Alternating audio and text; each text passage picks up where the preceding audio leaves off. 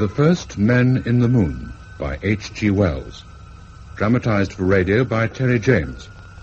With Howell Bennett as Bedford and William Rushton as Cavor.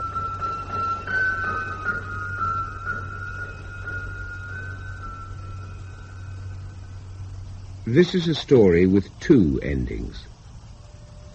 My extraordinary journey with the scientist and inventor of genius, Mr. Cavor, is already well known to readers of the Strand magazine. Long extracts were published in the March, April and May issues of 1901. But at that time, I didn't know there would be a sequel as astonishing as was the original history. We shall come to that sequel by and by. But in the first place, for those who did not read it at the time, and as a reminder, at no extra charge to those who did, I offer the entirely factual narrative entitled The First Men in the Moon by J.H. Bedford.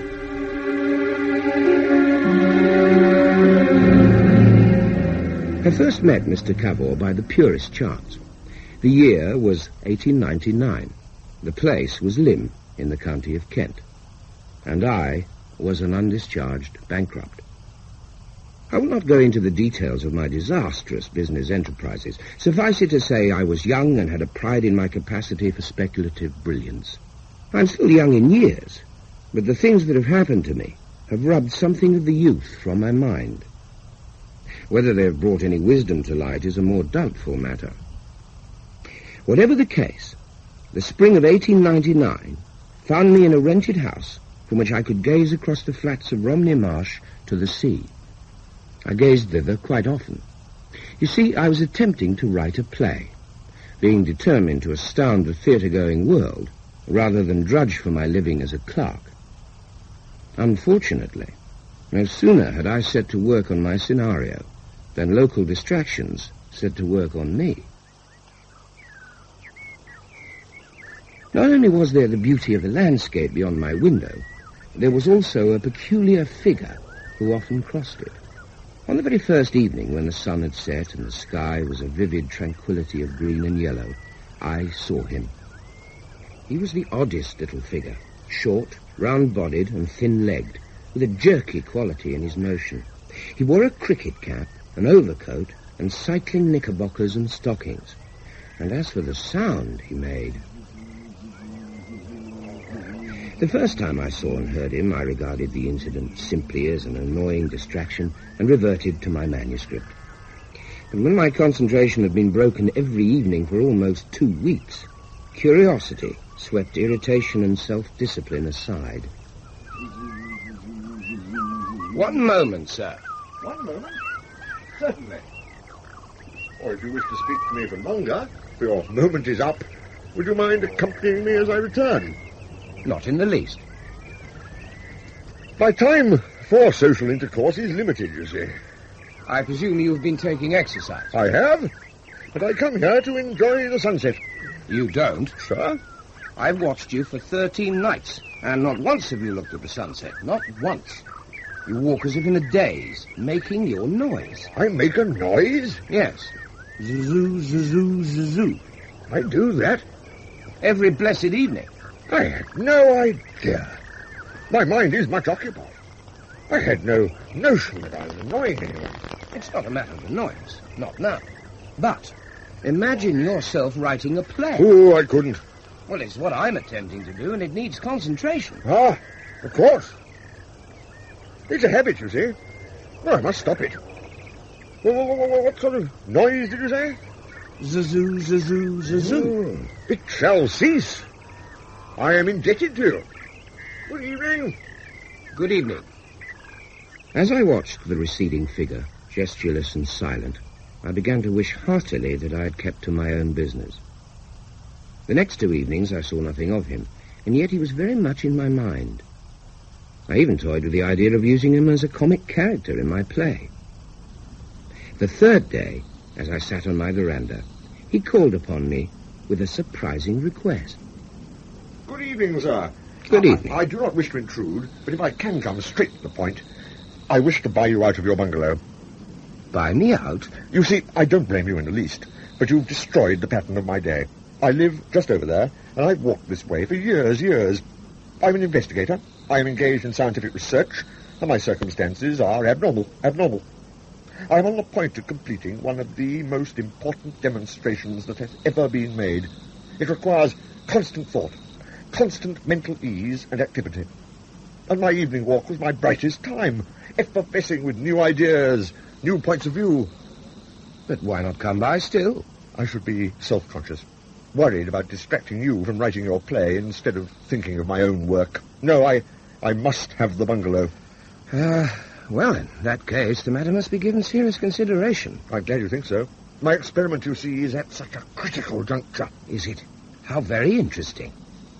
Would it be even more disruptive if I was to show curiosity in this experiment? Not at all. I am quite willing to supply that sort of information, if you are able to understand it. I am not wholly unintelligent. Very well. My research concerns substantial opacity. Ah. No doubt you are aware that most radiant energy can, in certain circumstances, be blocked. Of course. By radiant energy, you mean... light or heat or Röntgen rays or the electric rays as discovered by Marconi. And then there is gravitation. Please go on. All these things radiate out from centres and act on bodies at a distance, whence comes the term radiant energy. Now, almost all substances are opaque to some form or other of radiant energy. Glass, for example, is transparent to light, but blocks heat completely. A solution of iodine in carbon bisulfide, on the other hand, completely blocks light, but is quite transparent to heat, and so on. I follow you perfectly. Which is more than could be truthfully said of the next stage in his explanation. He pulled out a notebook and showed me, via what he declared to be quite elementary mathematics, how he had developed a system termed the coefficients of perviousness. Masking my lack of comprehension, I encouraged him to go on, which he happily did for nearly an hour, before suddenly looking at his watch and announcing that he must return forthwith to his workshed.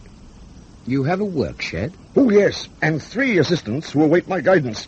Please excuse me for rushing away, even though I'm grateful for your polite attention. I don't often find myself with an intelligent listener. Well, in that case, why not make talking to me your new habit, in place of the one I spoiled? Oh, At least until we can settle about the bungalow. I'm afraid I should bore you. You think I'm too dull? Oh, no, but the technicalities. Of course, it would be a great help to me. Nothing clears up one's ideas so much as explaining them. My dear sir, say no more. Then I accept your offer. I am delighted. By the way, my name is Bedford. And mine is Cavor. Mr. Cavor, I look forward to our future meetings. I do too, Mr. Bedford. Until the first of them, goodbye. Goodbye. Oh, I should say that I am already greatly indebted to you. You have completely cured me of that ridiculous habit of humming. Goodbye again.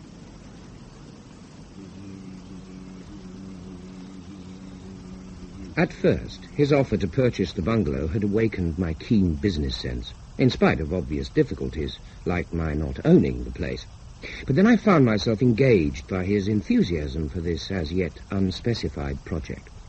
Reading the signs, I felt that he was no mere crank playing at discoveries. Cavor came the next day, and the day after that, and delivered 2 lectures on physics, little of which I followed, but I clung to my conviction that he was on to something. At the earliest opportunity, I accepted an invitation to visit his house, and the sight of his equipment heightened my interest. Unfortunately, his assistants were a little less inspiring. Gibbs here is responsible for all the woodwork. Spargus does the metalwork and the cooking. And Quaid is a general assistant. But I don't have nothing to do with the furnaces. No more do I. Well, I certainly don't. Oh, come off it, Gibbsy. You've always tended them. Not anymore, though. Why not? Well, it should be Quaid's job. He used to be a gardener. Yeah. Cole's his business. I don't follow the connection. Well, stuff's dug up, ain't it? That's as may be, but Cole's metallic, like ore.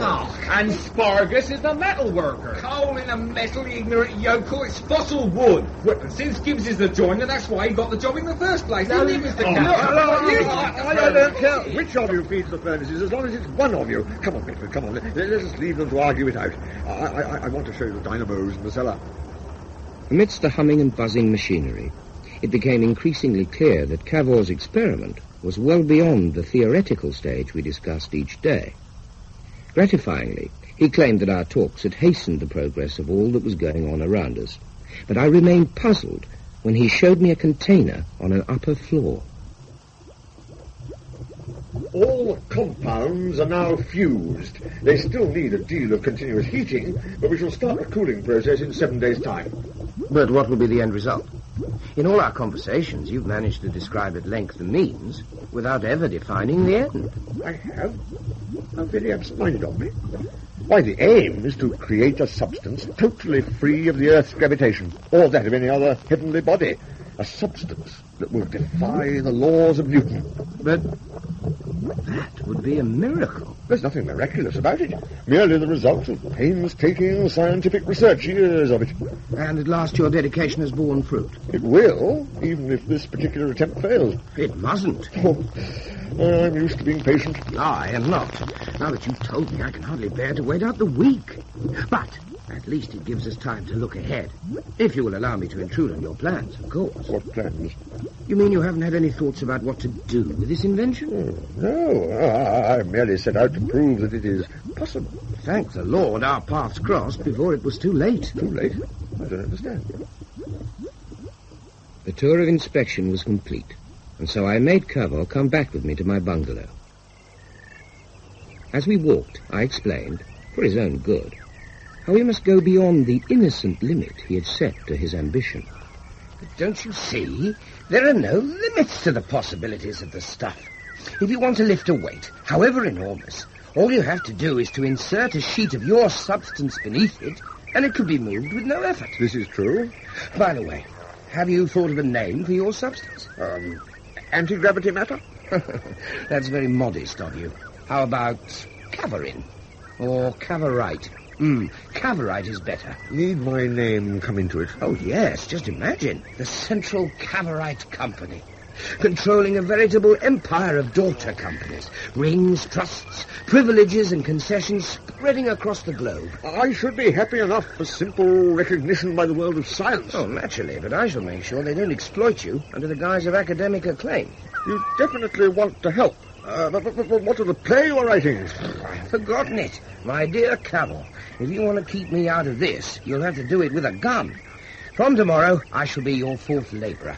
And if the others are still arguing over who feeds the furnace, I shall sort them. We had almost reached my bungalow when the commotion started. I looked back in time to see the chimneys of Cavor's house jerk heavenward. The roof and some of the furniture followed, though all were overtaken by a huge white flame.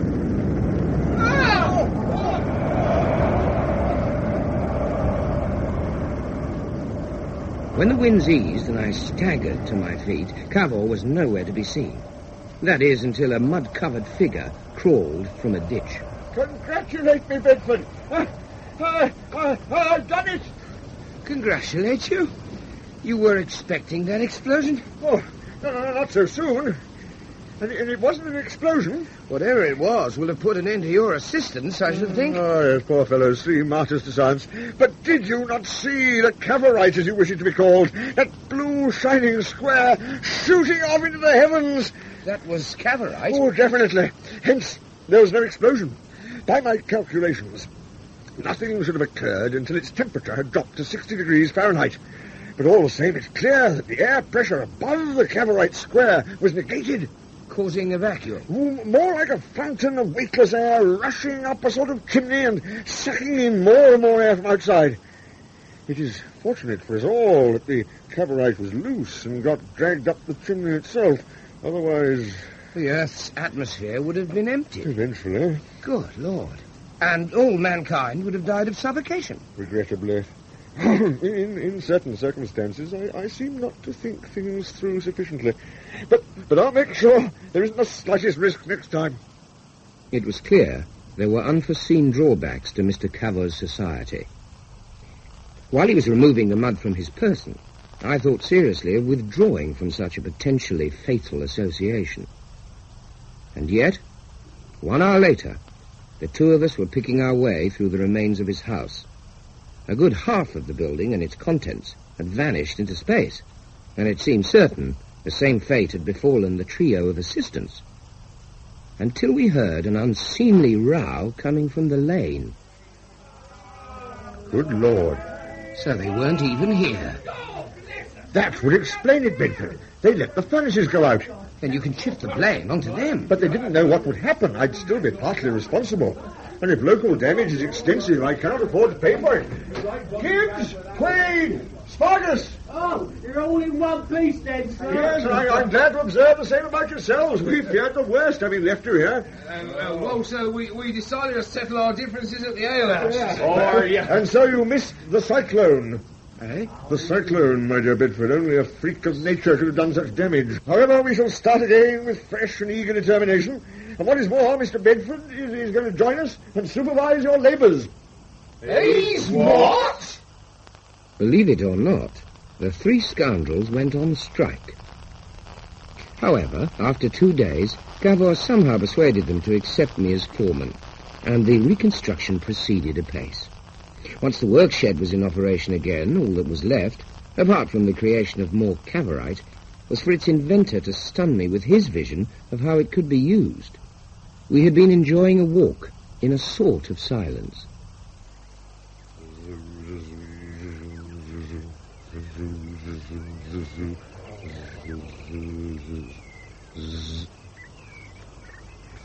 That's it. That finishes it. A sort of roller blind. Finishes what? Space. Anywhere. The moon, if you like. What do you mean? Mean? Why, it must be a sphere. That's what I mean. The last batch of cavorite was made in a flat pan. And once the roof of my house was blown out of the way, up it went. So I remember. Well, if it was shaped as a container, one could go up with it.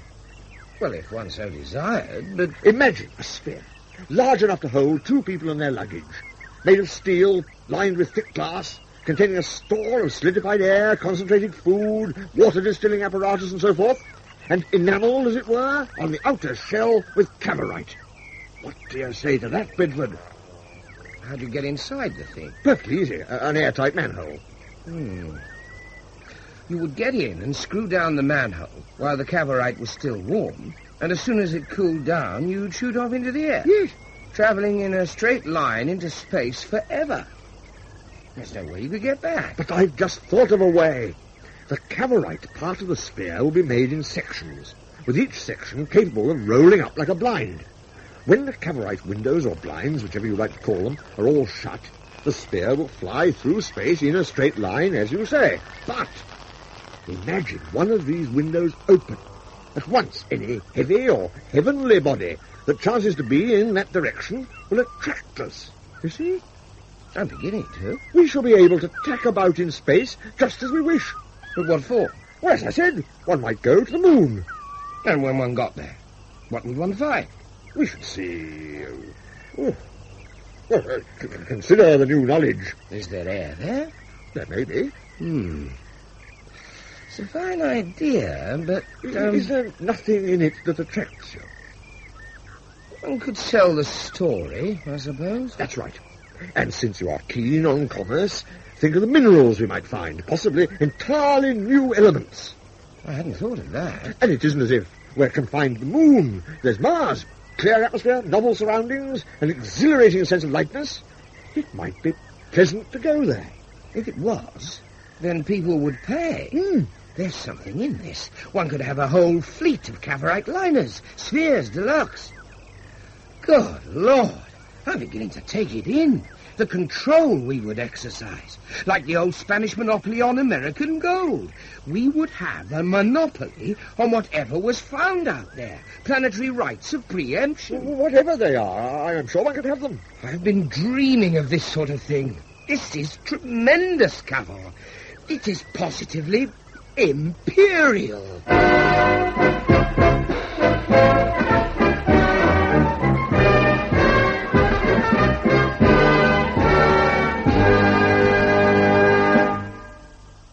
In January 1900, there arrived a huge packing case, our thick glass sphere.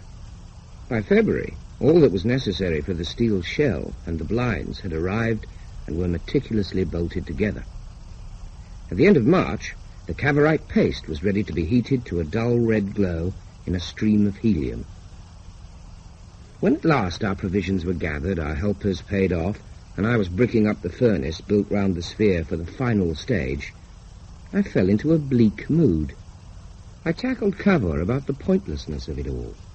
His response was that we simply had to go, and what I needed was to rest for a little while. I defiantly went on with my bricking and ensured myself a night of insomnia. A week later, on a still and clear evening, the furnace in the garden had been dismembered and the cavorite paste covering the sphere was cooling. Well, my dear chap, all the essentials are on board except ourselves. Yes.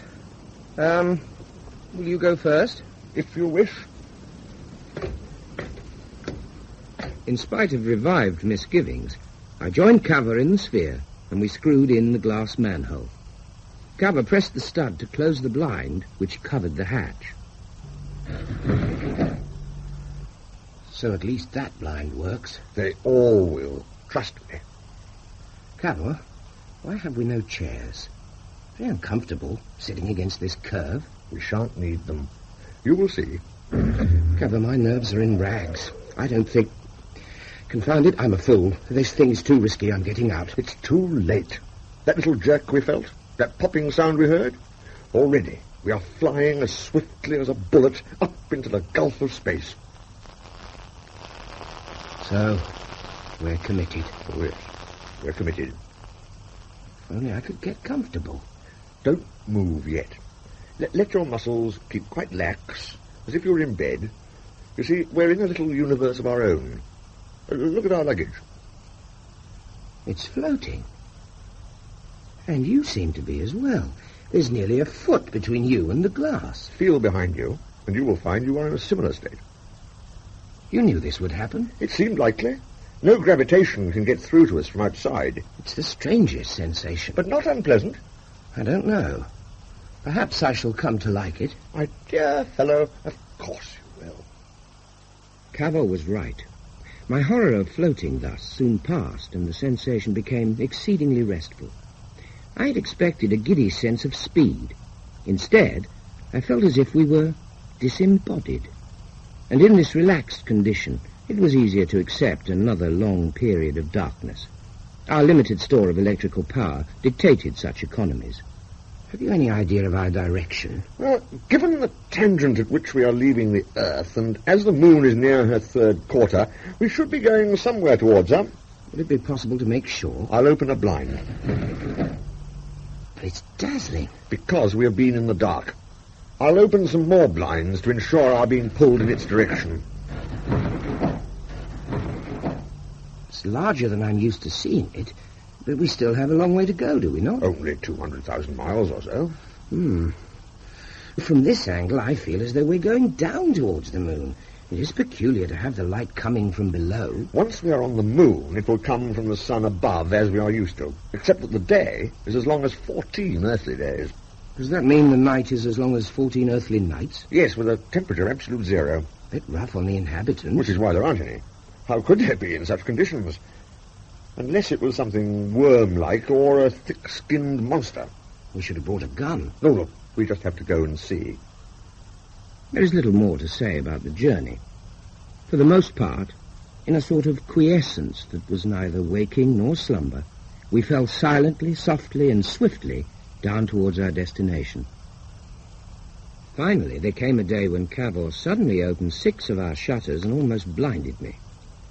The whole visible area was moon. You might have given me notice. I may never see properly again. I'm sorry. I thought you were asleep. I'd been asleep and should have roused myself earlier. Why are you suddenly in a panic? There's a great deal to do. I'd be obliged if you would lend a hand. Firstly, we must bind blankets around our luggage to soften the impact of our descent. We're about to land? Yes. Take this rope, please. Of course.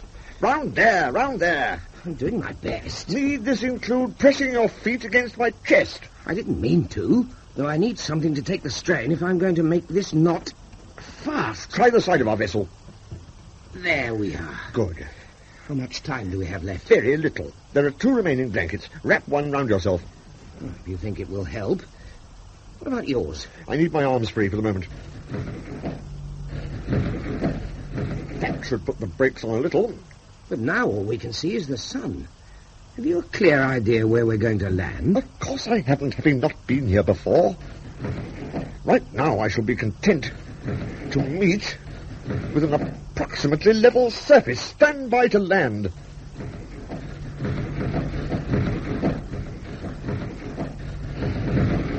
Good.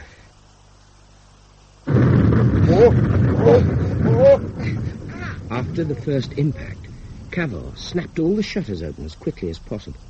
Indeed, it was only possible because the sphere rolled along for a little while. We were like a couple of maddened goldfish, bumping against the glass and against the big bale of our luggage and clutching at each other. Meanwhile, splashing against the outside of the sphere was a white substance, as if we were spinning down a slope of snow. Eventually, the vessel came to a halt. Why then, we have arrived. And are living, if a little battered. Now, if I can stand... It is time, at last, to look at the landscape of the moon. But it's tremendously dark, Cavor. That will be because it's not yet daybreak. The glass is getting moist. Damn it. The more I wipe it, the worse it gets. It's absurd. We've arrived on the moon, and all we can see is the misted-up wall of this bubble we've travelled in. And now, the moisture's freezing. Put on the electric heater. The black knob by your left hand, or else we'll freeze too. Well, that will be a fine irony, to come thus far and then freeze to death. Oh, confound it. At this rate, we might as well have stopped at home. What are we to do? Wait. Now, by my reckoning, the dawn will come in about 30 minutes, by which time our air will be warm and the glass will clear. Oh, be patient, my friend. And so, during the wait, we untied the rest of our luggage. As we did so, the glass began to clear, giving us at last a panoramic view of the lunar landscape. It was the wildest and most desolate of scenes. Drab and greyish rock, lined here and there with banks and crevices of snow. We were in a vast circular plain, which was the floor of a huge crater. At the same time, we rested not far from the edge of another, smaller crater. But it was the higher reaches of the landscape which held our attention. The sunlight is moving down those cliffs with remarkable speed. It'll be on us soon. And on the snow around us. If it is snow, it might be frozen air. Whatever it is, it's starting to steam. It must be air, or it wouldn't rise like this at the mere touch of a sunbeam. Cavor, what of the heat? It has just struck me. Now all the shutters are rolled back. The sphere could behave like a giant magnifying glass. We could fry. This is a possibility. Is that all you have to say? No, I have to tell you, we have a more immediate problem. What? The area we have landed on is melting. If we start to roll... Lord, help us. Oh. We're going already towards that little crater. Our second tumble along the moon's uneven surface was much more dangerous than the first. It was not enough that the sphere quickly gathered momentum once the landslip had set it rolling. Within the hurtling vessel, all our belongings were loose and at liberty to do their own damage, and they did their worst. The last thing I recalled was a sensation of utter sickness, a feeling as if my brain were upside down within my skull. All was darkness until somewhere distant I seemed to hear a ghostly version of Cavor's voice. Bedford? Bedford? At last, a response. What has... Bedford, my dear chap, can you hear me now? Now? You mean... Have I been insensible long? I don't know the exact number of hours. My chronometer is broken. But, my dear fellow, I was afraid... I'm not ready to desert you yet. Lord knows how many bruises I have, but nothing seems to be broken. Your face has been bleeding. Has it? You must look after yourself as well, you know. Oh, it doesn't seem to hurt very much. In fact, now you are conscious, we haven't come off too badly. I think we can say the sphere was built to last. How are things outside? The air, if it is air, has evaporated, and one can see the bare earth, if it is earth. And curiously... Curiously? It doesn't make sense, but I noticed something very like dry, twisted sticks on the ground. Something definitely fibrous, at least. On a lifeless planet? Just so. Shall I help you up to see for yourself? Yeah, come. Thank you. Much pain? Not too bad. I think my curiosity has got the better of it. Yes, I see those sticks of yours. But what about those pebbles near us? They're cracking open. So they are. The heat must be greater than ever. This is where we rolled into a measure of shade. Yes, but inside the pebbles there is green matter, expanding. There are shoots growing out of them. Seeds. Well, when did seeds grow at such a speed? There are masses of them, popping out all over the place. Then there must be air. Though we'd better try a test before we risk an excursion. There was a small valve built into the sphere, through which items could be ejected without much loss of air. While the strange plants outside grew stalks and leaves at a furious rate, Cavor produced a piece of paper from the luggage. He crumpled it, set it alight, and thrust it through the valve. I peered through the glass and saw the paper drop onto the ground. At first it appeared to go out, but then, all of a sudden, it started to burn properly, almost as it would on Earth. We followed one more precaution. Gradually we loosened the glass manhole, but kept a cylinder of compressed oxygen at hand to restore our pressure if necessary. Finally, we clambered out, and Cavor said, in the peculiarly tinny tones created by so thin an atmosphere, Shall we go forth?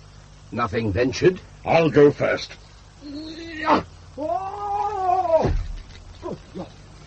My God! You've jumped 30 feet. Wait for me. Oh, good leap, Bedford. We shall have to be careful not to overreach ourselves, but isn't it wonderful to be out of Mother Earth's leaden strings? I'd forgotten one would feel so light. We're at barely a sixth of our earthly weight. If these plants continue to grow at such a rate, they'll be at shoulder height soon. We must hope they have an inbuilt limit. There appears to be nothing else to hinder them. No insects, no birds. Really, this is no world for men, and yet, in a way, it appeals. I'm going to leap over there. What the devil? Look out for this species. It has a very sharp leap.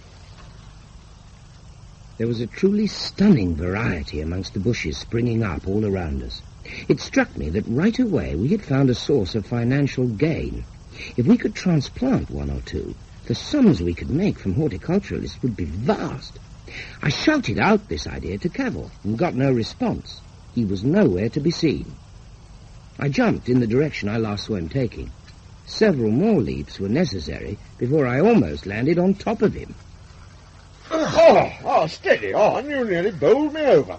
If you must hide in the bushes... The bushes hid me. They were only up to my waist when I landed here. I've had lost you. We really must make it a rule to keep each other in view. Of course, I'm sorry. It's this newfound athleticism. I was never much of a sportsman on Earth, you know. In spite of the cricket cap? Oh, this old thing. I only wear it because it fits. Oh, no. It's the truth, I assure you. I'm not talking about your cap. Where's the sphere? Eh? Where is the sphere? I can't see it. I think we left it over there. I'm not sure. Anyhow, it can't be far. Can it? All about us on the sunlit slopes, the darting shrubs frothed and swayed. For an age we leapt from crag to plain and back again. Oh. No sight of it from here either. I think, after all, it might be over there.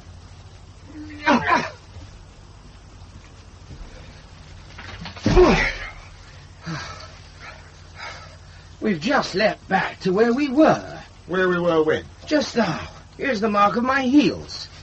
Well, there's no sign of mine. Oh, how can we be so foolish? We certainly need to find the sphere soon, with its endless heat, and I'm hungry. I'm hungry too. What in heaven's name? Breakfast gone? You mean we're sharing hallucinations? In this place, who knows? Did you hear it that time? Of course I did. I practically felt it with my feet. What could make a sound like that so deep in the earth? Why don't we consider possible explanations when we're back in the safety of our sphere? Oh, I'm all for that. But will we ever find it? Of course! We'll go this way.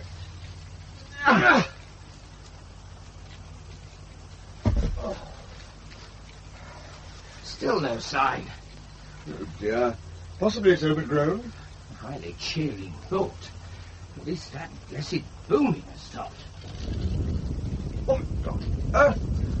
Instead of which... It almost sounds like an iron door, but on a huge scale. Opening? Probably. So they may be coming up. If anyone's there. Well, the door would suggest entries and exits, would it not? Now, of course, the door itself is only a supposition, until we're captured and dragged through it. Calm yourself. In view of our situation, in spite of our situation, I'll do my best. I'm sure you will. Now, for the moment, we had better crawl. The plants will give us good cover, and it may even be easier to spot the sphere looking between the stalks. All right, but which way? Well, we haven't tried that direction. Eh? Have we? Whether we had or no, that was the direction we took. After we had crawled fruitlessly for considerable time, our ears were assailed by new sounds.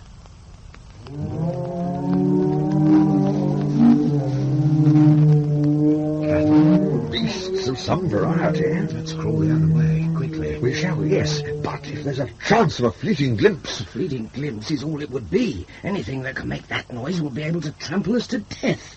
They must be gigantic. For heaven's sake, Cavor, that's the wrong direction. You must come and see. No. It's safe, Bedford, I assure you. The creature is heading away from us, but it's fascinating. I'll take your word for it. Have you no curiosity? Oh, damn it. Oh, it's disgusting. The creature was more vast than I had fearfully imagined. The girth of its trunk was some 80 feet, its length perhaps 200, and most of this bulk appeared as pulsating, white-skinned fat. One passed us by, then another, and then another. The third came nearest to our hiding place, offering an unpleasantly clear view of an almost brainless head with a slobbering, omnivorous mouth which suddenly gaped to reveal a huge red pit. Ugh. Oh, God. The stench of its breath alone might be enough to kill us. Don't worry. Oh dear. It's on its way. Though for all its unpleasantness, there's something youthful about its cry, a mere moon calf. Oh, that's a calf. I don't want to encounter one that's fully grown. Cavor, look that way. There's another creature behind them, driving them along. This is an historic moment, Bedford. Our first view of a selenite. A what? Selenite, moon man, after Selene, the moon goddess. With those tentacles and hard casing, it looks like an insect would if it walked on its hind legs. The leathery exterior might be clothing or armor. Concealing the soft and gentle creature within? We may never know now. Once they had gone, we set off in the opposite direction, continuing our search for the sphere. At one time we came close to another pasture littered with gross grazing moon calves, and we saw another selenite in charge of them. He stood on a promontory of rock, which gave us a chance to study him more easily, though I was still afraid we would be discovered. He was a compact, bristling creature, perhaps 5 feet high, with whip-like tentacles and short arms which barely projected from his shiny, cylindrical body case. The form of his head was hidden by an enormous, many-spiked helmet, and when he finally moved off, he carried himself upon short legs that flimsily led down to tiny feet. After seeing him move along a mooncalf by driving his spiked headpiece into its flank, even Cavor became loath to strike up a closer acquaintance. Once more, we reverted to our increasingly desperate search. You're lagging behind, Bedford. I can't help it. I feel weak. I must have food. It's a case of holding out. I can't. It's as bad for me. What about this fungus we keep crawling past? It looks edible enough. Yes, it even smells all right. Don't. Why not? Poison. I'll chance it. It's a gamble between that and starvation. And just a fragment at least. But the risk. It's good. Oh, Lord. A bit like mushrooms, but easier to swallow. Will you join me? If Please yourself. If it should prove toxic. Oh, confound it. Pass them over. Thank you. Not unpleasant. I have to admit it. Leave some for me. But you had a head start. I'm bigger than you are. I've been leaping just as far. When we still felt free to leap. I hate this crawling. If we hadn't crawled, we might not have spotted our breakfast. Or is it lunch now? Whatever it is. Good. Infernally good. Good old Selene, goddess of the moon, she has provided. I wonder what the Selenites themselves eat. Those damn fools if they ignore this stuff. It's infernally good. What a home this could be for our surplus population. No starvation. Wonderful idea. All your scheme will come to fruition, Bedford. Hey, whoops. What is, my friend? Head swimming a bit. Sudden food after fast. You stay the same. So, good job. I found food, miss. You didn't discover food. I did. Well done. Thank you. Necessary act. We are the creatures of what we eat and drink. But we are soldiers of fortune, too. And now we must annex this moon. Yes. Forward and no shilly-shally. On our feet. Eh? No more crawling. Human stomachs must have human dignity. Here, here.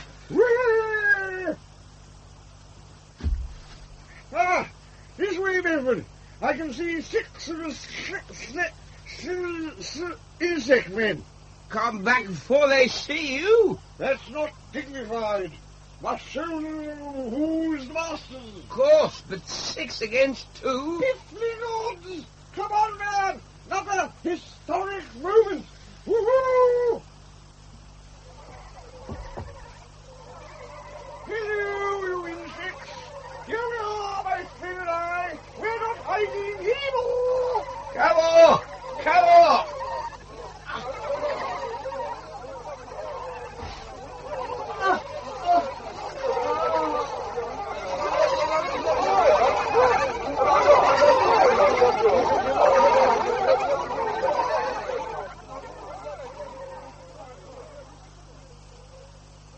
When I regained consciousness, I was sitting in complete darkness, with a disorder of mind which made me think, first of all, that somehow I had got into the cellar of Cavor's house.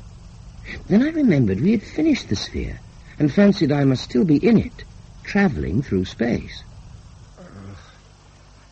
Can't we have some light? Cavor? Oh, What was that? my head. Oh, my head. Cavor, why have you chained me up? I haven't chained you. It's the Selenites. The Selenites? Oh, Lord, I remember now.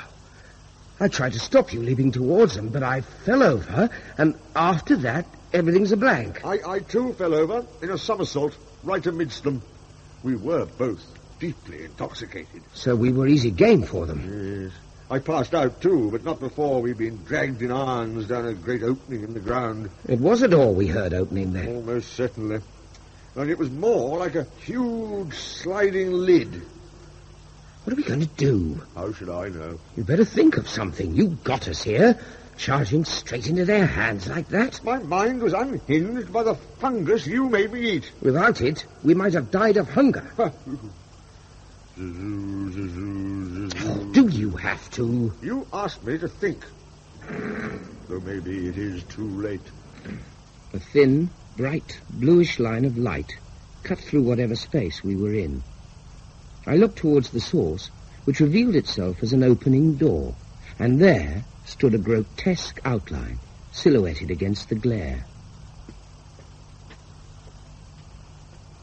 The Selenite came forward and reached a point where the light gave us a clear and shocking view of his face. There were no ears or nose, and the thing had dull, bulging eyes at the side. The mouth was a severe downward curve, and the neck, which held up this mask-like vision, was jointed in 3 places. He stared at us for a while, and then shuffled out. The door closed, and we were back in pitch darkness. I suppose he was checking that we were still alive. You were right about them wearing armor before. That one looked like he was made of blancmange, except for his curious neck. I suppose all those joints are to help them balance. I wonder they don't bump into things with eyes where their ears should be. They are definitely physically adept, all the same. The tunnel we were first taken into was no rough burrow, and we now know there are lights outside this cell. They might have put one inside it. This darkness is beginning to unhinge my mind. We'll never get out of this mess. Of course we will. There must be a way. If only we can establish rational communication. Or we could try geometry, one of the great basic principles. Since these creatures are clearly intelligent... You'd have to ask for pencil and paper first. One could draw in the dirt, Bedford, in the air even. I must clear my mind, ready for their next visit. Our jailer was in no hurry to give Cavor an opportunity to test his theory. Heaven knows how many hours we languished in that grim darkness. Though when the Selenite returned, it was not merely with the intention of staring at us. I think that gesture means we're to get up. This is our chance, Bedford. Now then, sir, can I show you something from Euclid? He's keener on showing us the door. Well, at least he's freeing our legs. 4 more Selenites were hovering outside the door. They were taller than our jailer and wore armor and helmets. In addition, each carried a spiked metal goad. We were ushered down a short tunnel into a cavern filled with pounding complex machinery. This is stupendous, Bedford. I think it's a refinery. Do you see that bright liquid flowing in that tank there? Yes? It's molten phosphorus or some lunar equivalent. There's a channel carrying it off into the tunnel beyond. Liquid light? Yes. Which could be bottled and sold. Oh, that's right. Oh, I'm glad to see you're regaining your interest in life. Perhaps you and our hosts could barter. There must be some earthly items they lack. The import-export possibilities. Uh-oh. What is it? One of our goat-carrying friends wants us to move on. But we've hardly had a chance to take it all in. I'll try and show him we're interested in the process. Me not come just yet. Me want to look round factory. He isn't convinced. How about your geometry idea? Very well. If I might show you a right angle... he stabbed me. It's outrageous. Look here. We're not going to stand for that. Whatever you think, we're not cattle, you know. We'd better comply quickly all the same, or else the mob will see fit to deal with us. But there must be 100 of them at least.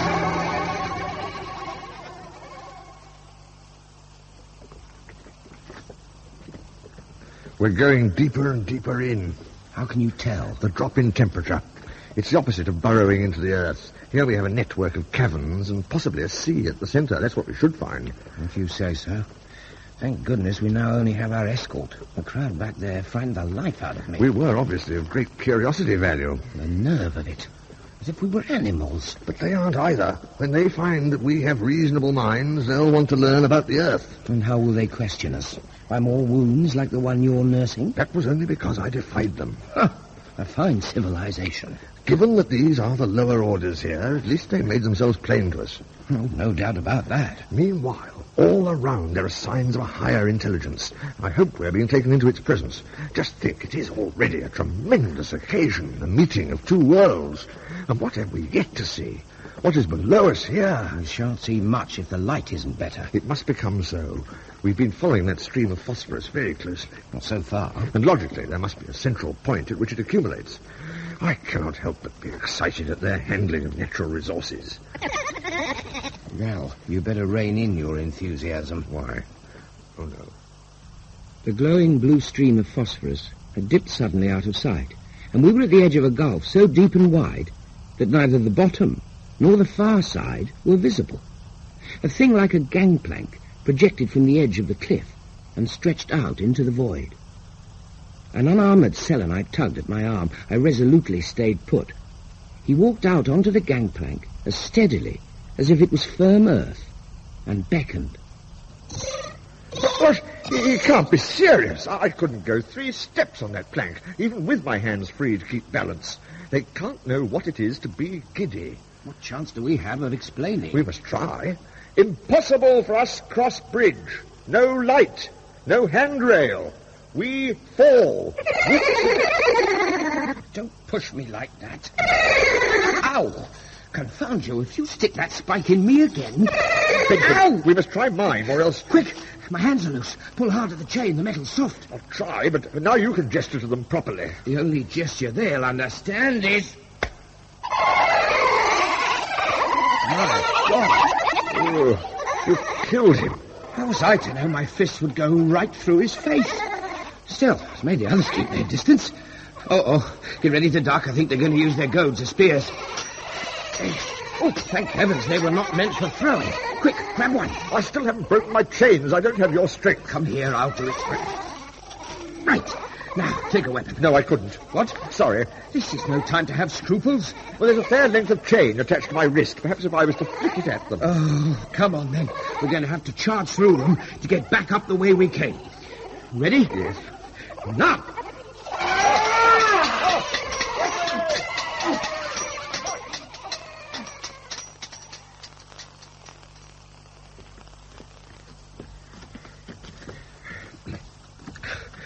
You've spoilt it all. What on earth do you mean? The violence. Completely the wrong thing. Nonsense. It was that or death. Yes, well, what are we to do now? Try one of these side tunnels. We'll go some way along and hope they don't look up it too carefully.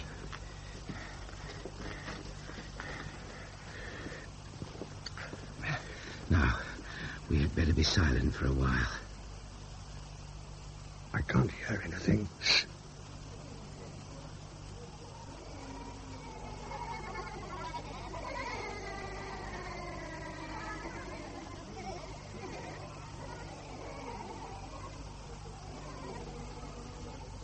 Some luck at last. They've missed us. At least we'll have a breathing space in which to work out our next move. I think our luck is even greater than that. Why? Up there, at the end of the tunnel, there's a sort of light, and it's not bluish like the stream. A way out to the surface? It's possible. Do we risk going on? Of course we do. What is there to lose? With the glorious prospect of daylight as our goal, we clambered up a shaft which ran in a steep incline from the end of the tunnel. I eagerly led the way with my hopes of freedom leaping and bounding ahead of me. After a few minutes, the cleft opened out, and I hauled myself onto a small plateau. The sight I found there almost caused me to beat my head against the rocks in disappointment. Damn and blast! What is it? Our source of light. Luminous pink mushrooms. A whole little forest of the cursed things. Oh, Lord. But how extraordinary. Don't start extolling the scientific wonders of it. As you wish. I would have sworn it was daylight all the same. Phosphorescence is usually green or blue. How many more tricks has this place got in store for us? What are you doing? Booting as many of the blessed things as I can back down that hole.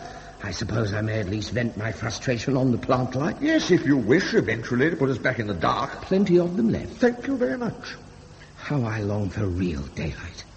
An English dawn over the Kent coast. Our situation is all your fault.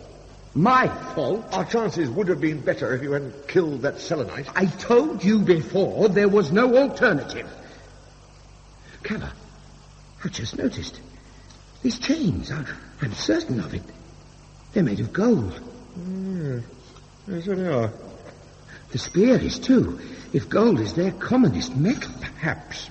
Perhaps if we could hold out for a few days, news of our presence might filter down to the more intelligent selenites. This gold. If only we could get back to Earth and return with reinforcements, with guns. That is a horrible notion. More sensible than trying to impress idiots with Pythagoras' theorem. When I came to the moon, I should have come alone. But you didn't. Now, how are we going to get back to the sphere? There's an air current here, which means the shaft is not a dead end. It might become very narrow further up, of course, but we could at least... Quiet a moment. The Selenites. They're in the lower passage. They might not think to look up here. Perhaps. But they will. This time it really is my fault. They'll see the mushrooms I kicked down the shaft. Then we must climb on and hope we don't get stuck. We climbed perhaps a few hundred feet before getting to a grating.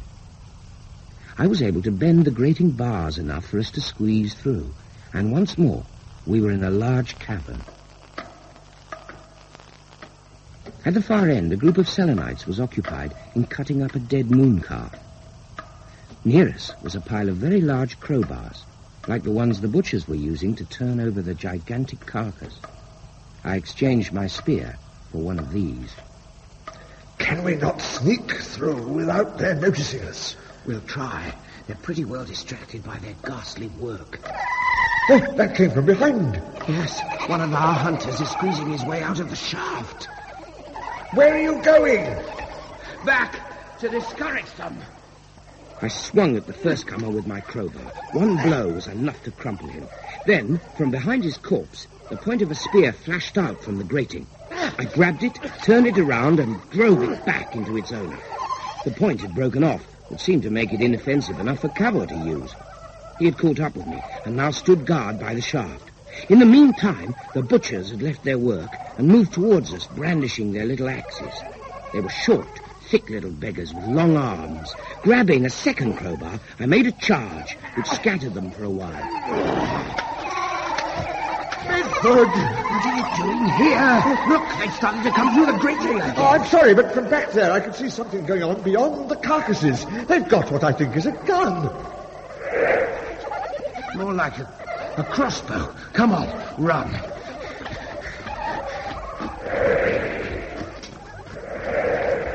Ow! Look, found it. You're hit. So I've noticed. We should surrender. Surrender? Not a chance. The stinging wound had made me see scarlet. I was using my crowbars like a double scythe, and quite soon I was having to wade through a veritable mound of dead or writhing moonmen. Bedford! What now? Over there! They've no weapons that can stop me. Not a weapon, I can see light. White light this time. Another trick? I don't think so. All right, one more swipe at these devils. What a pity! Let's put an end to this bloodlust. I can see the moon's surface. When it was quite clear that I had totally triumphed in the battle in the butcher's cabin, I hastened after Cavor. There was a slanting gallery which led to the moon's exterior, and we bounded up it like exiles heading for our native land. It was only when we had put a good distance between ourselves and the cavern entrance that I started to be aware of a change in the landscape. There's hardly a touch of green left in these shrubs. In fact, all the plants seem to be dying in the heat. It was bound to happen. But we left them so fresh. How long do you think we've been here? Since escaping? No, on the moon altogether. I don't know. 2 earthly days, perhaps? I see now. I would say it's more like 10. 10? The sun is past its zenith and sinking in the west. In 4 Earth days' time, or less, it will be night. The freezing lunar night. But I still don't see how so much time can have gone by. And perhaps we were in that cell for a good deal longer than we realized. Even so, what about hunger? We've only eaten once since we arrived. Those damn mushrooms. I know, but look, the stars prove I'm right. Why should time seem different because we're on a smaller planet? I don't know. There it is. It doesn't matter. Lord, but it does. What do we think we're up to? 4 days left. We mustn't sit and dream. If we've got to set fire to all this stuff, we might find the sphere amongst the ashes. No more distraction. All right. It seems as though the sun is going to do it for me all the same. Do you know, I suddenly feel our chances are good again. Perhaps they are. Why are you looking so downcast? Wasted opportunity. What was that? Wasted opportunity. If we could have made it to the core and encountered the masters there, instead of fighting with no more than ignorant peasants. Oh, what I would have given to see the Central Ocean. Perhaps they have ships that go upon it. And all around mighty cities which we will not see, ruled over by masters with a wisdom we will never come to know. I've only spoilt it for you for the time being. We can return, better equipped, and meet these masters on our own terms. Can we indeed? I almost dread taking my secret back to Earth. If it gets into the wrong hands, governments and powers will struggle to come here. They will fight against one another, and against these moon people. Someone will get my secret out of me in a very little while, and this planet will be strewn to its deepest galleries with dead humans and Selenites. And to what end? Man has no use for the moon. What have they made of their own planet but a battleground of infinite folly? Science has toiled too long forging weapons for fools to use, and I hold the key to further disasters. Yet how can I keep the secret? You kept it to yourself before? Yes, but... Oh, why should one worry? In spite of the dying plants, there's little hope of finding the sphere again. Rubbish. It seems to me that you don't want to find it. Perhaps. In my own case. But we must try, all the same. Let us search methodically and separately. I'll tie my handkerchief to this bush. It's a high enough spot to serve as a beacon. The one who finds the sphere will come back here and signal to the other. And if neither of us find it? We go on searching until the night and the cold overtake us. Where's your weapon? I threw it away. You still have 2 crowbars. You had better take one. No. In that case, we'd better set off. Yes. Au revoir. Take care of yourself. In a little while, it seemed to me as though I had always been alone on the moon. I hunted intently for a time, but the residual heat drained my energy, and without a companion to urge me on, I gave in to the need to rest. In fact, I slept. When I awoke, the sun was very low and the air much cooler. Remembering how quickly time passed on the moon, I feared that I might have lost yet another day, if not more. I made my way round in a semicircle, feeling increasingly oppressed by isolation and by the cold. I longed to find Cavor again and suggest that we get back inside the moon, whatever the risks. And then I saw the sphere. It lay further west and had signalled itself by reflecting the dying rays of the sun. All in one piece, thank God. Cavor! Cavor! Here's the sphere! Damn you! Why can't you see it too? It's too far to go back to the beacon. Cavor! I climbed inside, lay down my golden crowbars, and waited. I knew I ought to go back and signal, but something held me to the sphere. Time passed, and Cavor didn't arrive. Shaking off my reluctance, I went out again, shivering as I leapt away. Once I had reached the beacon, I scanned the world about me and saw nothing but empty terrain, and far away, the opening of the tunnel up which we had fled. Cavor! Cavor! Cavor, please, show yourself!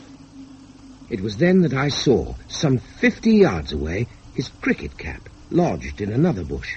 I leapt across, and close to where I landed, found a scrap of blood-stained paper hastily written on. My kneecap is hurt, and I cannot run or leap or even crawl. They have been chasing me for some time. A different sort of selenite altogether is in charge. Larger brain case, more slender body, and very short legs. His appearance gives me hope, for I have not been shot at. It seems they want to take me alive. That will give me a chance to... Give you a chance to what? Oh, Cavor, you innocent. And now the snow starts. No, not yet. Wait.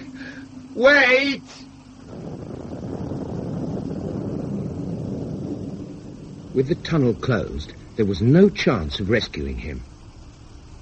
The final night of space was falling all around me as I tumbled into the sphere. I was a stupefied, half-dead being with icicles hanging from me. The shutters. No, not yet. The manhole cover. Come on. Go tight, please. All right. Now, which button for the heater and light? I should remember. Here goes. Wrong. Wrong again. Very well. I might as well hit the lot of you.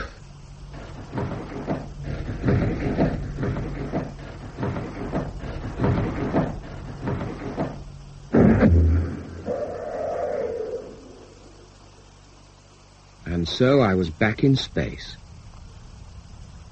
My closing of all the shutters came more from desperation than skill. But I had a long, sad, and lonely journey home in which to learn control of the sphere. Even so, it was with a huge measure of luck that I eventually brought the vessel closer and closer to an expanse of sea. When the sphere hit the water, I flung all the shutters open and prayed that it would surface again like a true bubble. It did so, and my journey through space was over. After that, I slept, for I had landed at night, and when I awoke, the sphere was bobbing close by an earthly beach. When the manhole was loosed, the air hit me like a punch in the chest, and it was some minutes before I dropped into the shallows and waded ashore.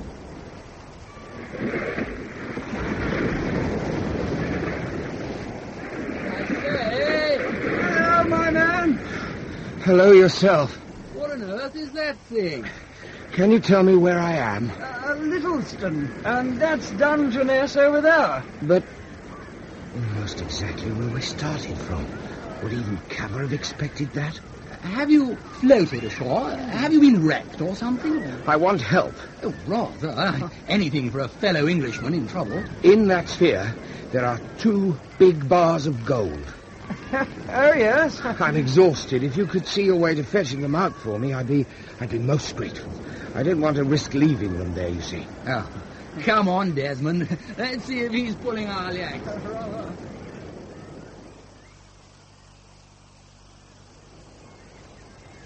Rum sort of lifeboat. My own design. Well, you're right about this stuff, you know. It is gold. And each bar's at least 6 foot long. Where did you get it? On the moon. I see. Intrepid explorer type, eh? I think he's taken a long voyage back from fighting the Boers. You're wrong. I've never been to the Cape Colony, or any of those places. If you say so. Say. What the devil? Was it a thunderbolt? Well, whatever it was, it's put paid to his life craft. No sight of it, old chap, even though it was in the shallows. I say. Oh, poor fellow, stunned. My heart was near breaking as I wondered who had pressed the studs which closed all the shutters. Was it a child who had sneaked from the beach when no one was looking? I resolved on any account to keep doggedly quiet. After all, nothing I could do would bring back the child, or the sphere. It was the final disaster. My intention of going back to the moon, of getting a sphere full of gold, of eventually getting cavorite analyzed to release its secret, perhaps even of recovering Cavor's body, all these ideas vanished altogether. I am the sole survivor, and that is about all. Amidst the shadows of vine leaves, under the blue sky of southern Italy, I have recorded these events, which few will believe actually happened. Indeed, there are moments when, in spite of my moon gold, I more than half believe myself that the whole thing was a dream.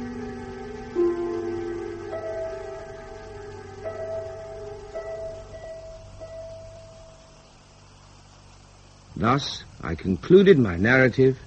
I wrote the end, made a flourish, and threw aside my pen. By the time the extracts had appeared in the Strand magazine, I had moved on from Italy to Algiers.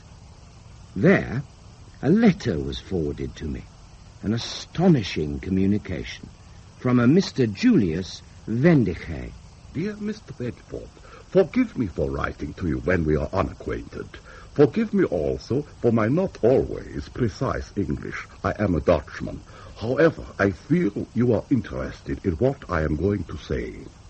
3 years ago, in 1898, I built for myself an observatory on Monte Rosa in the pass of San Gotthard. There I have experimented in receiving electrical messages from outer space.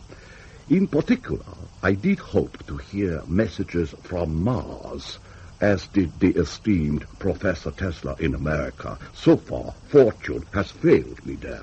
Instead, I received transmissions from the moon. Tesla's messages from Mars were incomprehensible. Mine were obviously from the start in Morse code. When I had decoded them, they proved to come from your former companion, Mr. Cavor. If it was possible, I wish to invite you to visit me, for the messages continue and are extraordinary. I remain, sir, your obedient servant, Julius Vendiche, Bachelor of Science. It's in your bed, Professor. At last! Come in, Mr. Bedford. If only you had been here some moments sooner. Another message? Yes, but there will be nothing more today. Mr. Cavor indicated that he was halting transmission. A greatly fragmented bulletin, but I will show you it and the others later. First, you need a rest after traveling. Some refreshment, perhaps. I would rather look at the transcripts first. Of course. I am amazed that those primitives should have such a thing as a radio transmitter, let alone that they should permit Cavor to use it. I think you will be surprised about these moon men when you come to the later details. The first messages concern the making of the space vehicle and your journey. He gives the formula for cavorite. Alas, no. Oh. But perhaps in time. He'd better. It's our only chance of getting him back. If that is his desire. Of course it is. Or it will be once he's learned his fill of life up there. I know the man. We were very close. Ah. You look skeptical. You had better read. Some of this is desperately unfair to me, you know. To say that once on the moon I became impulsive, rash and quarrelsome, and to blame my intoxication for getting us captured. Well, I was not there, so... And this, mistaking certain gestures of theirs, he gave way to panic violence. I still bear the scars of those certain gestures. It all sounds very unfortunate, but at least they did not kill Mr. Cavor when he gave himself up. He did not give himself up. He was bloodily captured. It is all a great pity. And to say I probably found the sphere and made off with it to steal a march on him. Steal a march? I very nearly froze to death searching for him. Undoubtedly he was wrong to say that. As wrong as was his notion that thereafter I would find the craft uncontrollable and perish in outer space. The light of that sits angrily before you in your own observatory. I am sorry these details have upset you so, but I could not hide them from you. No, I realize that. And I'm not blaming you. At least, in the rest, you are not mentioned at all. I'm not. It's probably as well. I think I shall accept your offer of refreshment before I read on. After supper, I retired to Vendiche's guest room and read the rest of the transcripts before falling asleep. The following morning found us back amidst his electrical equipment in case a message should come. You are looking much happier now, Mr. Bedford. Oh, yes. Once Cavor gets away from slandering me, it's capital stuff. So, they transported him down through the shafts in a sort of balloon, and they took him to see the great Central Sea. That was one of his main obsessions. And this Fayou, who has learnt Earth speech at such a speed, seems a kindly and intelligent creature. That gives a warning of a possible message. I shall try and decode immediately for you as it comes through. Thank you.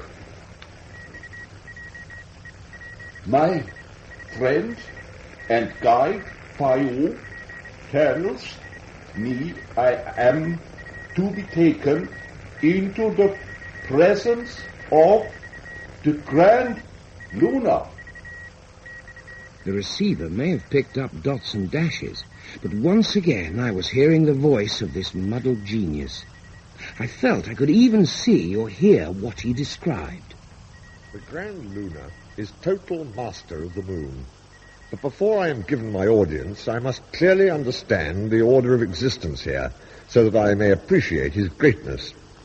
Fayu tells me that in the moon, every citizen knows his place. He is born to that place, and the training, education, and surgery he undergoes fits him at last so completely to it that he has neither ideas nor organs for any purpose beyond it. Am I right, Fayu, in thinking that is why the cleverest of your people need to be carried from place to place, like we are? Yes. Only brain grows big. Limbs and body stay small. Does this not anger those who have to carry them? No. They only know carrying. This is store of knowledge. My God, what are these creatures? This row of brains not move a lot. Others come and ask questions when need to. It was a sort of living library, for these moon people do not have such things as books. A fascinating but somewhat chilling sight, this line of vast but immobile heads, crammed with facts, but apparently incapable of logical thought. The next chamber was filled with jars, from which only the arms of the occupants protruded. Do they not feel pain being crushed inside those containers? Yes, but only at beginning. You mean they get used to it? Used to it means no pain. I wonder. And what do they do? Work machines. So they are almost like part of the machine. That is their purpose. For a while I could not lose the fit of melancholy brought on by the sight of these wretched hand tentacles sticking out of their jars. Though, of course, it is really, in the end, a far more humane proceeding than our earthly method of leaving children to grow into human beings and then making machines of them. But now I must stop, for I am very soon due to encounter the Lord of all these wonders. You see? The moon has unhinged his rational powers. Deep down he realizes they're a cruel race, but he stubbornly goes on proclaiming how enlightened he finds them. What rubbish he talks about earthly cruelty. It's certainly not like that in England. Perhaps this Fayu has learned Morse as well, and Mr. Cavor has to be careful what messages he sends out. Cavor being politic? Possibly. Well, he was suffering from moon madness before I took leave of him. And now we have to wait and see how he gets on with their big chief. But how long? Several hours at least, I would have thought. Oh. Vendiche and I did not stray far from the observatory. We waited and waited and waited. I was beginning to fear for his safety when there was a sudden burst of static and the Morse stuttered forth. Fayu and I were borne majestically on litters through the greatest throng. There were trumpeters and a company of attendants bearing and dragging banners and masses of scented fungus and curious symbols. We passed through a series of halls, each one more wondrously vaulted than the last.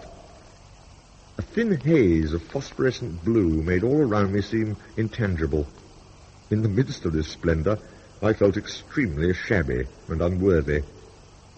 Finally, we entered the largest hall of all. A flight of steps ascended almost out of sight at the end.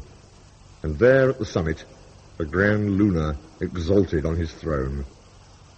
A radiating glow surrounded his brain case, which must have measured many yards in diameter. And with a start, I noticed no face as such, but two minute elfin eyes peering out. Below, I distinguished his little dwarfed body, its insect-jointed limbs, shriveled and white. He was scrutinizing the first man to go before him, and I could not but experience an icy jab of fear.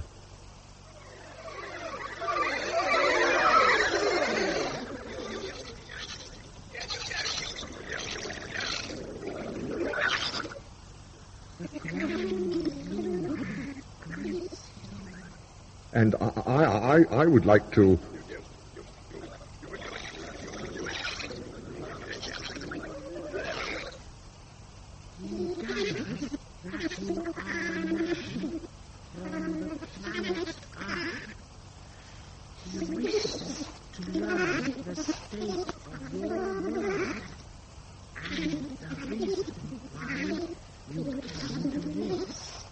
Well, I...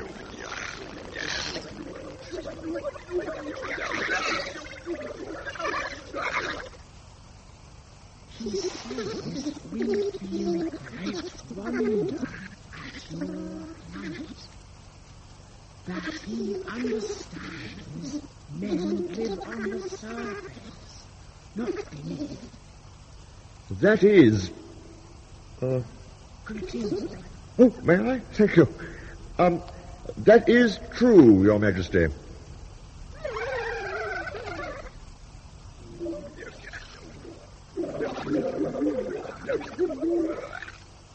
Thus, a sort of dialogue began. At first, he was obsessively interested in the physical geography of our planet, and then in the biological condition of man and all other living creatures. Eventually, we arrived at social and political matters, where I have to admit my knowledge was less sound, though I did my best. The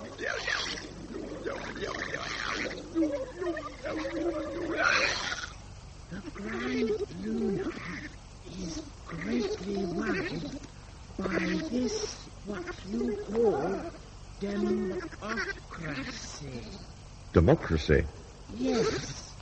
He asks, is there no grand earthly? Grand earthly? Oh, certainly not. Some men have thought they could be, but in the end they've always been put in their place.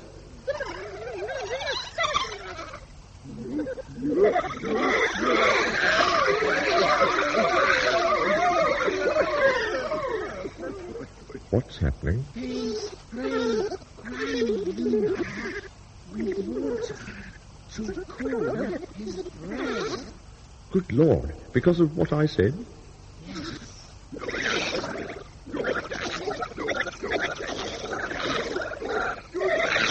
The Grand Lunar asks, how soon before wars stop on Earth and men learn their proper roles? Quite frankly, I should think never.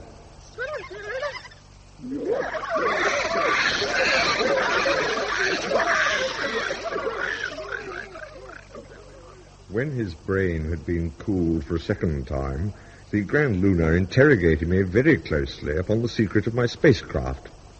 In a little while, I was allowed to put questions of my own to him, and at last I realized why, in spite of the vastness of their science, they had never discovered a substance like cavorite. It seems they know of it in theory, but to create it is an impossibility. Because there is no helium on the moon. And helium... Oh, no, this damn machine. It is not my equipment. Atmospheric incursions. Quickly, what does he say? Cavorite, made as follows. Take what? Euless? I do not know this English word, Euless. It isn't English. Perhaps he was trying to say it's useless. Come on, Cavor, come on. That is it. For heaven's sake, is there no way you can send a message out asking what's going on? I am still in the process of developing a strong enough transmitter. How long before it's ready? I do not know. Months, a year maybe. I can't wait until then. The progress of science can rarely be forced. What progress? We're stuck down here while poor old Cavor is... Oh, Lord, I can see it as if I was there. He's struggling with those damned insect men, perhaps even fighting at last. They may have killed him. They'll have to, because he finally realized what they were like. Or because they now know what we are like. Your friend was very candid and open in what he told the Grand Luna about life on Earth. But Cavor hardly knows anything about life on Earth. He should have kept his mouth shut. Then, hey, are you sure that receiver of yours is switched on? Oh, yes, it is switched on, but I fear there is nothing more to receive. Even so, we sat for hours waiting in that little observatory, trying to ignore the obvious truth that Cavor had been forced into the unknown, into the dark, into the silence that has no end.